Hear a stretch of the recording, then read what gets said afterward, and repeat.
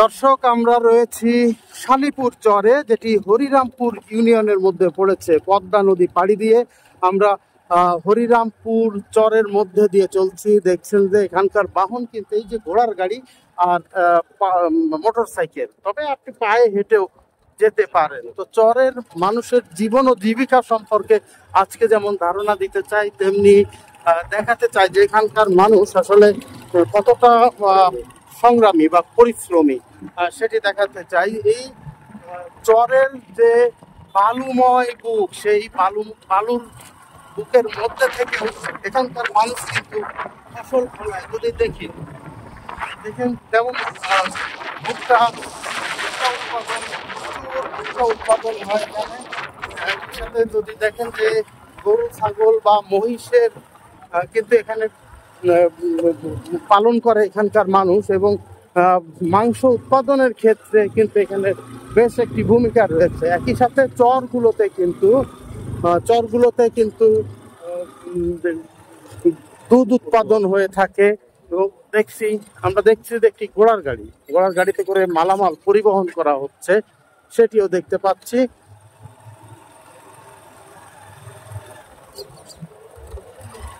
তবে এই রাস্তাগুলো কিন্তু বেশ কিছু রাস্তা হয়েছিল, সেই রাস্তাগুলো সংস্কারের অভাবে আজকে দুরবস্থায় পরিণত হয়েছে। এখানে এই সড়ক দিয়ে চলাচল এখন দায় হয়ে পড়েছে। সুতরাং এই রাস্তাগুলো কিন্তু সংস্কার করাটা খুবই জরুরি। তবে চরের দৃশ্যগুলো কিন্তু খুবই মনোরম, খুবই চমৎকার। এখানে দেখুন যে বিদ্যুৎ এসেছে, নেই শব্দ দূষণ, নেই নির্মল বাতাসে কিন্তু তারা বিশুদ্ধ অক্সিজেন গ্রহণ করার একটা মানে অবারিত সুযোগ। আমরা দেখছি যে ভুট্টা, একটু দেখতে পাচ্ছি যে ভুট্টার মাড়াই করা হচ্ছে। ভুট্টা মাড়াই করার পরে সেগুলো শুকানো হচ্ছে, এবং খুবই ভালো লাগছে যে চর জুড়ে যে বিদ্যুতের লাইন আমরা দেখতে পাচ্ছি। কিন্তু বিদ্যুতের লাইন থাকলেও এখন পর্যন্ত বড় ধরনের বলতে ছোট যে বিদ্যুৎ নির্ভর যে ধরনের খামার, বিশেষ করে এটি খামার করার জন্য অত্যন্ত উপযোগী এলাকাগুলো, সেই খামার কিন্তু এখনো গড়ে ওঠেনি।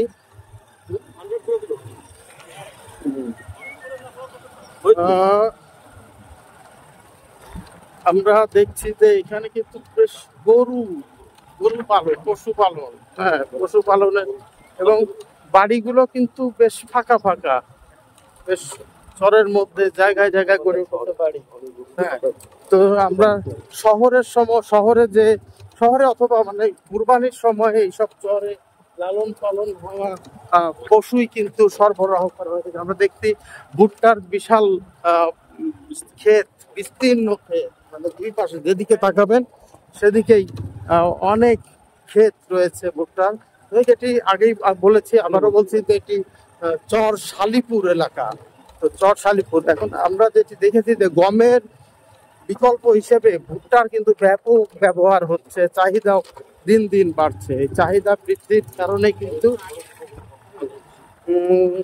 বৃদ্ধির কারণে আজকে চরের মানুষেরা কিন্তু অনেক বেশি ভুট্টা উৎপাদনের দিকে ঝুঁকে পড়েছে, এবং তারা যেটি বলছেন যে আগের থেকে এখন ভুট্টার মূল্য অনেকটা বেড়েছে। মূল্য বেড়ে যাওয়ার কারণে তারা ভুট্টা চাষে আগ্রহীও হচ্ছে।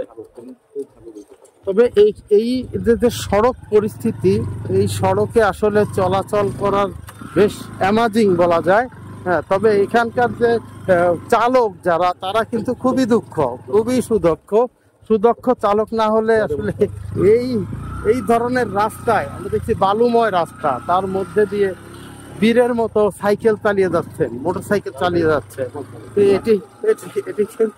এটি কিন্তু খুবই মানে মজার। যদি কেউ এই দিকটায় ভ্রমণে আসেন, তারা এই বিষয়গুলো উপভোগ করতে পারবেন যে এখানে মানুষ যে একদিকে ঘোড়ার গাড়ি নিয়ে ছুটছেন, আর একদিকে মোটর সাইকেল নিয়ে তারা ছুটে চলেছেন নিজ গন্তব্যে। তবে এই সড়কগুলো যদি শুধু পাকা করে দেওয়া হতো, সড়কগুলো যদি তৈরি করে দেওয়া হতো, তাহলে হয়তো তাদের জীবনযাত্রা আরো কিছুটা সহজ হতো।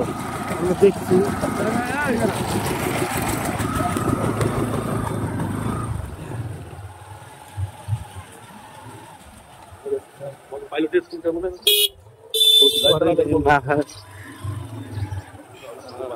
বালু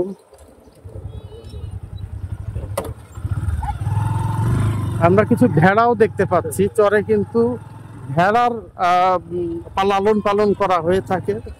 এবং তবে দেখছি যে বিভিন্ন ধরনের গাছপালাও কিন্তু আছে, যেমন ফলের বাগান রয়েছে।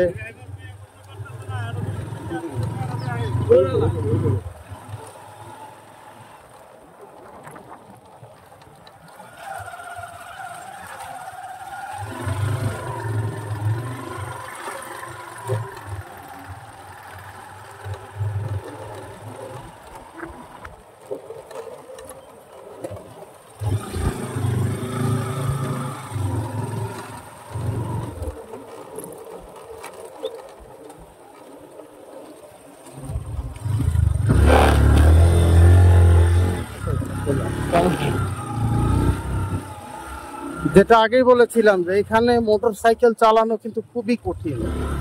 বালুর ভেতর দিয়ে আসলে খুবই দক্ষ চালক ছাড়া এই ধরনের সড়কে চালানো খুবই কঠিন। দর্শক, আমরা নিয়মিত এই যে ভিডিওগুলো করে থাকি এগুলো ফরিদপুরকে জানাবার উদ্দেশ্যে। ফরিদপুরের কৃষ্টি কালচার, ফরিদপুরের বিভিন্ন স্থানকে আপনাদের সামনে তুলে ধরবার জন্য নিয়মিত আমাদের এই আয়োজনটি থাকে। আমরা আশা করছি আপনারা আমাদের আয়োজনের সাথে থাকবেন এবং আপনি কমেন্টে জানাবেন যে কে কোন জায়গা থেকে ভিডিওটি দেখছেন। ভালো থাকবেন, সুস্থ থাকবেন।